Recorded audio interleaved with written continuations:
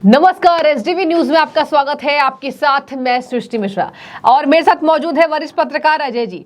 अजय जी, ये बताइए कि अध्यादेश मामले में जब समर्थन नहीं मिल रहा है तो आप देखिए दिल्ली के रामलीला मैदान में जब भ्रष्टाचारियों के पोल खोल कर इसी रामलीला मैदान में उनकी तकदीर लिखी, मतलब मैं अरविंद केजरीवाल की बात कर रही हूं, और आज देखिए भ्रष्टाचारी के पोल खुल चुके हैं जो कहीं ना कहीं सफेद पोश पहन के आए थे कि हम भ्रष्टाचार नहीं फैलाएंगे। और आज सबसे ज्यादा भ्रष्टाचारी में लिप्त अरविंद केजरीवाल की पार्टी महा रैली कर रही है। ताजा अपडेट आपको बता रहे हैं दिल्ली के रामलीला मैदान में। और यही नहीं, जरा ठहरिए, वहां मौजूद हैं दिल्ली के आम आदमी पार्टी के कट्टर सभी ईमानदार नेता, इसके साथ साथ जाने माने देश के टॉप लिस्टेड वकील कपिल सिब्बल जी। अब देखिए कपिल सिब्बल जी ने क्या कह दिया है, उसके बाद मैं सर से चर्चा करूंगी कि सर की क्या टिप्पणी इस पे रहेगी। सर देखिए, कपिल सिब्बल जी वहां मौजूद तो हैं, लेकिन यही केजरीवाल 2013 में उनको महाभ्रष्टाचारी बताते हैं और 2023 में, मतलब ठीक 10 साल के बाद, कंधे से कंधे मिलाते हैं। तो सर ऐसा माना जाए कि कपिल सिब्बल की राजनीतिक मजबूरी है और केजरीवाल के पास अब सहारा नहीं है, क्या बोलेंगे? देखिए, केजरीवाल पूरे देश में कटोरा लेके भीख मांगते रहे कि हमको समर्थन दे दो, हमको समर्थन दे दो। हाँ, केजरीवाल ऐसा व्यक्ति है जिसने अपनी लाइफ में किसी भी राजनीतिक दल का सहयोग नहीं किया। सबको अगले ने सबसे कुछ न कुछ छीन लिया। हाँ, या एक प्रकार से चोरी कर लिया। ठीक है, चोरी कर लिया, मतलब एक ऐसा, मतलब आप समझ लीजिए कि जैसे कोई भी सो गया तो उसके यहाँ से सामान उठा लाए। इनका यह राज, जो भी पार्टी हल्की से सोई इन्होंने तुरंत उसका सब सामान उठा के अपने यहाँ धर लिया। कांग्रेस को इन्होंने ऐसे कि हल्की से सोई कहीं पे, इन्होंने क्या वो सोते हुए आदमी को उठा लिया। दूसरी आपको बताना है कि केजरीवाल की जो पोजीशन, कपिल सिब्बल की बात है, तो कपिल सिब्बल ने हिंदुस्तान के सबसे महंगे वकील हैं, बिल्कुल, और बहुत अच्छे वकील, इसमें कोई शक नहीं। टुकड़े टुकड़े गैंग का तमाम ऐसे इन्होंने जितने केस लड़े हैं वो विख्यात नहीं कुख्यात रहे हैं। कुख्यात लोगों के लड़े हैं, तो विख्यात और कुख्यात में अंतर है। अभी आपको बताना है कि आज जब ये गए हैं, इसके बाद जब जाने लगे तो वहाँ पे, जब ये गाड़ी में बैठने लगे तो वहाँ पे नारे लगे उसके, मनीष कश्यप जिंदाबाद। तो इन्होंने क्या कहा वहाँ पर, ये बोले भी वहाँ कपिल सिब्बल, इन्होंने कहा जनता पिस रही है, हम इंसाफ चाहते हैं। तो जब ये गाड़ी में बैठने लगे तो वहाँ पे लोगों ने कहा भी कि मनीष कश्यप को इंसाफ दिलाओ। मनीष कश्यप जो जेल में गया वही ने यही वजह थे। ये उनमें हैं जो काफ़ी लोगों को, मतलब काफ़ी जो अलगाववादी और सब इस तरह के, उनकी वकालत करते हैं। आज तक इन्होंने किसी अच्छे व्यक्ति की वकालत नहीं, बिल्कुल, मतलब गलत स्टैंड ही हमेशा लिया है। केजरीवाल ने सबसे कहा, खड़गे से कहा, पहले लोग हल्का तैयार हो गए थे, कांग्रेस भी, मगर जब वो पता चला कांग्रेस में विद्रोह की स्थिति हो गई, अजय माकन इन सब ने, फिर ये लालू के लड़के को भी इन्होंने तैयार कर लिया था, वो भी बाद में सब लोगों ने निर्णय किया। नीतीश कुमार भी जब इनके यहाँ घर पे गए तो इनका जब बाथरूम वगैरह देखा तो बदल गए और एकदम से बड़े खुश हुए, बड़े भाव विभोर हुए। मगर उनका भी अब बुखार जाके उतर गया जब वो पटना गए, क्योंकि पटना में इतने अच्छे ना बाथरूम है ना इतने अच्छे मकान। ठीक है। अब आपको बताने से एक इकलौता आदमी मिला, आज उन्होंने अपनी बता भी दी। जैसे कहते हैं आदमी अपनी औकात में आ जाता है। वहाँ जब रैली हुई तो कपिल सिब्बल ने कह दिया कि मैं निर्दलीय। हम आपको बता दें, कपिल सिब्बल कांग्रेसी नहीं, कपिल सिब्बल एक प्रोफेशनल एडवोकेट है। बिल्कुल, उनको काफ़ी अच्छी फीस में जो भी केस मिलता है वो अच्छे ढंग से लड़ते हैं और उनका एक कोर्ट में एक अपना अलग निज़ाम है। दूसरा आपको बता दें कि केजरीवाल की जो पोजीशन रही है, आज की जो रैली है वो बहुत ही सिस्टमेटिक थी।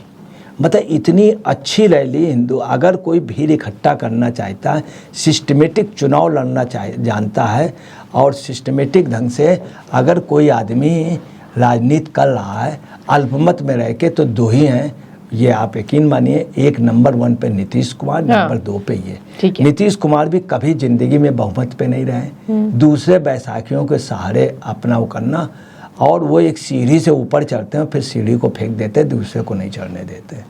ये पोजीशन इनकी भी, केजरीवाल की। आज सिस्टम इतना ज़बरदस्त था। हकीकत ये थी कि पंजाब से इतना आदमी लाया गया था, पूछे ना। बिल्कुल, अकेले मैं आपको बता रहा हूँ, अमेठी, सुल्तानपुर, वहाँ से आदमी आ गया था। बसों में लाया गया, इतना बढ़िया सिस्टम था, बसों में खाने पीने की सारी व्यवस्था, बसों में लाया गया, चलते समय पेमेंट, फिर यहाँ पे तुर्कमान गेट के पीछे उतारा गया और उधर लाल किले के पीछे उतारा गया, जामा मस्जिद की तरफ उतारा गया। उतार के उनको तुरंत पैसे दिए गए, ये कहा गया जब बस में आ जाओगे इतने नंबर बस यहाँ पे खड़ी मिलेगी, यहाँ से हट करके या वहाँ चली जाएगी लाल किले के पीछे या ये मैदान में मिलेगी आपको, आप आइएगा, इसमें इतने इतने ये नंबर बस है और ये मोबाइल नंबर है बस ड्राइवर का, और तब आपको पैसे मिलेंगे। इस तरह से इतना सिस्टमेटिक ढंग से इन्होंने किया कि पूछिए नहीं। ठीक है। जो भीड़ आई थी सुल्तानपुर वगैरह से, उनको पैसे दिए गए, खाना ये भी कहा गया जब लौट के आएंगे तो लौटते समय भी आपको 500-500 1000 रुपए दिए जाएंगे। इतना सिस्टमेटिक। इन्होंने मान्य क्या किया, जब वहाँ से भेजा तो कल रात को चुपचाप इन्होंने डीजल और पेट्रोल का बढ़ा दिया रेट।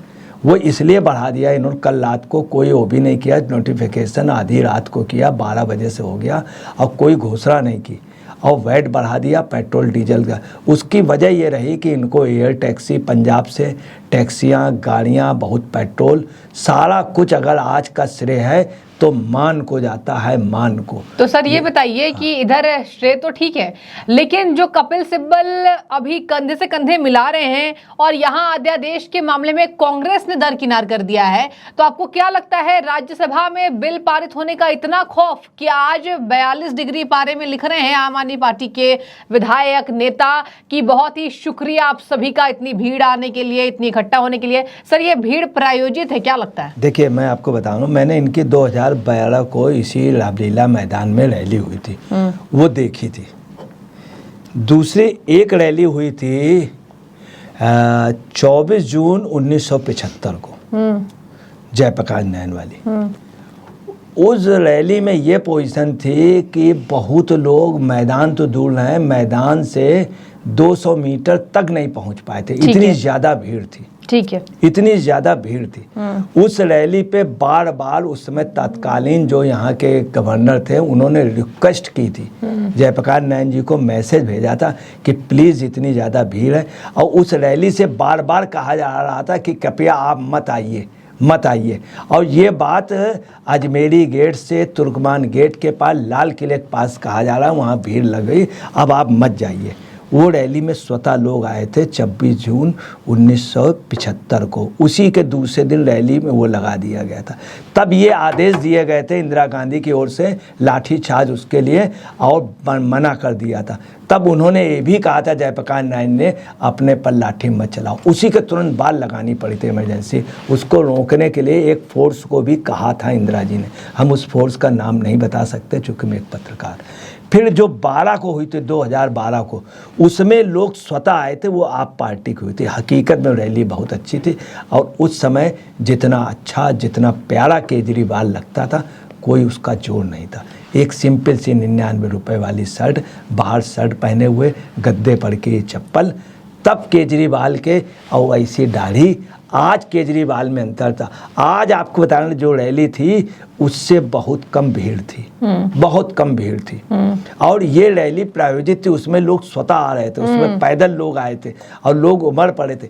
इस रैली में आपको बताना, लोग बसों से, एयर कंडीशन कारों से, एयर कंडीशन बसों, सबसे ज़्यादा पंजाब के मान का था।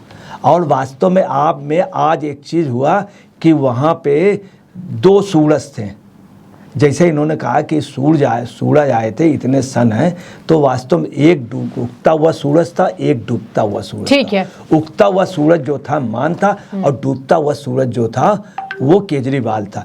अब आपको बताना है मान ने कहा क्या, आज आप सुन लीजिए। मान ने इतना बड़ा दर्द कह दिया, सब कुछ खर्चा मान, सब झेल रहा मान। जब ये ईडी के यहाँ गए थे तो भी इन्होंने मान को बुलाया। मान एक मुख्यमंत्री इनसे बड़ा है, इनसे बड़ा सांसद है, इनसे ज़्यादा ईमानदार है, इनसे ज़्यादा ईमानदार है।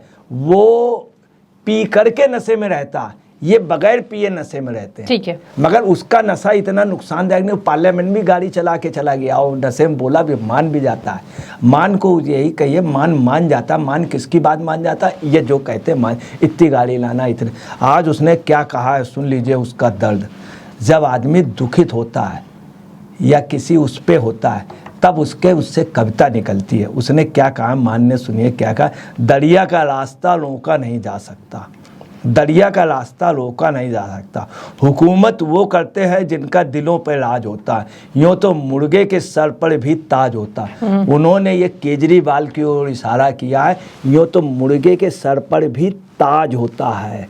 आप समझ गए, मुर्गा क्या किया जाता है, हिलाल, मुर्गे के सर पे ताज। वो ये बात उन्होंने केजरीवाल के लिए इनडायरेक्ट वे पे कही है, उनके मन से निकली है कि इसके मुर्गे के सर पर ताज होता है। मुर्गे की क्या पोजीशन होती है, मुर्गा क्या होता है, मुर्गा कितने दिन जिएगा, चूजे से मुर्गा बन गया, उसके बाद उसकी पोजीशन क्या होती है, वो हलाल ही किया जाता है। अच्छा, और दूसरी क्या है, इन्होंने जो वो कहा है, दरिया का रास्ता रोका नहीं जा सकता, हुकूमत वो करते हैं जिनको दिलों पे राज होता है। तो उसने अपने लिए कहा है और ख़ास तौर से मोदी के लिए कहा है कि दरिया का रास्ता रोका नहीं जा सकता है, और हुकूमत वो करते हैं जिनका दिलों में राज होता है। दिलों में राज मान कर रहा वहाँ पे, ठीक है, ये नहीं। और आपको दूसरी एक बात और बता दें कि आज एक थी कि इन्होंने एक कहानी जो सुनाई, एक चौथी पास राजा दोस्तबाज था। इन्होंने इतना गंदे ढंग से इन्होंने कहा है प्राइम मिनिस्टर के लिए, एक चौथी पास राजा, कि जिसमें दूसरा इन्होंने कहा कि पीएम सुप्रीम कोर्ट का आदेश नहीं मानते, संविधान नहीं मानते। इसमें जो इन्होंने बात कही, इसका बड़ा बुरा असर पड़ा है और बड़ा गलत। सुप्रीम कोर्ट ने ये कहा था कि और ये जो अध्याय वो है, और अगर सरकार चाहे तो अध्यादेश बनाए, वो उनको मानना पड़ेगा, ये उसने कहा था सुप्रीम। मगर ये झूठ बोल रहे हैं कि सुप्रीम कोर्ट के, वास्तव में सुप्रीम कोर्ट के आदेश को केंद्र ने माना है, क्योंकि सुप्रीम कोर्ट ने आदेश दिया था कि उसका अध्यादेश बना दे अगर बनाना चाहे, ये उन्होंने कहा था। एक चीज़ और आज थी कि इन्होंने एक चीज़ और बोली कि मेरे पास एक नहीं 500 ऐसे लोग हैं, मनीष सिसोदिया जैसे। इसका एक अर्थ निकलता है कि इनके पास इससे बड़े बड़े भ्रष्टाचार हैं, अभी लाइन लग जाएगी। ठीक है। कुल मिला के इनकी रैली जो थी उसमें ओरिजिनल लोग नहीं थे, और लोगों का एक कहना था वो केजरीवाल दूसरे थे, ये केजरीवाल दूसरे। ये इनकी शायद सरकार की ये आखिरी रैली है और ये डूबता हुआ सूरज है। ठीक है, तो देखिए यहाँ पर हमने आपको बताया ये रैली से कौन कौन सी तस्वीरें उभर कर आई। कपिल सिब्बल जैसे लोग वहां मौजूद, जिसको केजरीवाल ने 2013 में महाभ्रष्टाचारी करार दिया था कि देखिए ये महाभ्रष्टाचारी हैं और ये कानून मंत्री बनकर बैठे हुए हैं, ये कहा था। वीडियोस वायरल हो रही है सोशल मीडिया पर। और एक तरफ भगवंत मान ने भारतीय जनता पार्टी को भारतीय जुगाड़ू पार्टी करार दिया है। ऐसे में देखने वाली बात होगी कांग्रेस का समर्थन ना मिलना और केजरीवाल अब अध्यादेश पर और दिल्ली में कौन से नए ड्रामे करते हैं। तो बने रहिए, बहुत शुक्रिया आपका डिबेट में जुड़ने के लिए सर। आप सभी का बहुत शुक्रिया। जो भी राय आप कमेंट में बताइए।